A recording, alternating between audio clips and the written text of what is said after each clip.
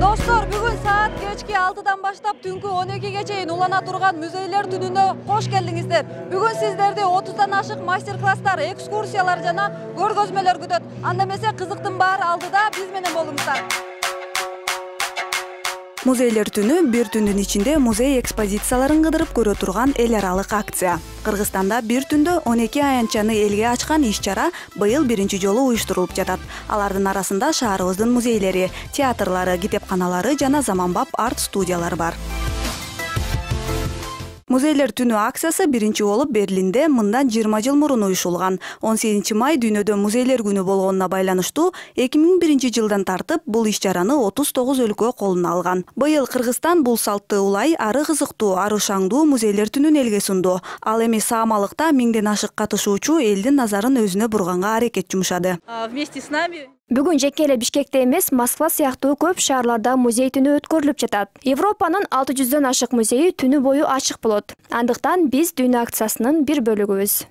сейчас собирается. Мы готовимся. Акциянын очогу Гапар Айтиев атындагы музей болду. Дал ушул жерде көп адам топтолгон. Интерактивдүү экскурсияларды өткөрүп, кызыктуу экспозицияларды, оюндарды көрө алышты. Эң кызыгы көрүүчүлөр бир гана музейде болбостон, шаарыбыздын башка 11 маданий аянтын да көрүүгө мүмкүнчүлүк алды.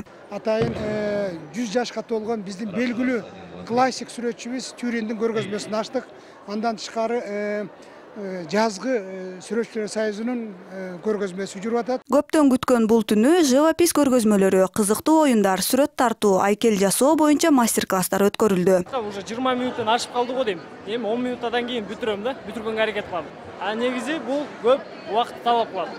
Ал эми музейдин бул бөлүгүндө улуттук баалуулуктарга орун берилген. Жаштар Кыргыздын салт санасы, кол өнөрчүлүгүнөн маалымат алып, атүгүл үйрөнүп да алганга жетишишти. Мен азыр белдемчи сайып атырмын. Илгери мындан да катуу тактагы самбитал деген болгон. Самбитал дегенди ийип туруп, ошо менен тартып алган. Азыр энди заманбап дегендей мынөндөй оңой жашоо болуп калган, мынөндөй немелер кыпчыгыштар чыгып калды. Ушулар менен кыпчытып сайып атырсаң.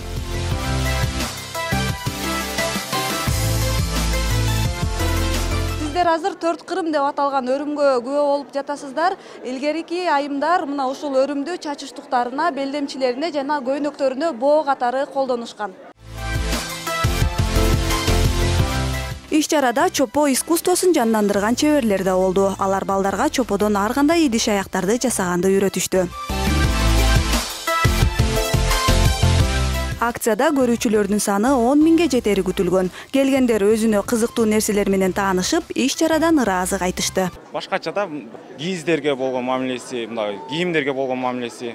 Сон сүрөттөргөн айрыкча могу киребештеги могу зымдан тартылган немелер жасап, алюминий зымдан жасалган ише жакты.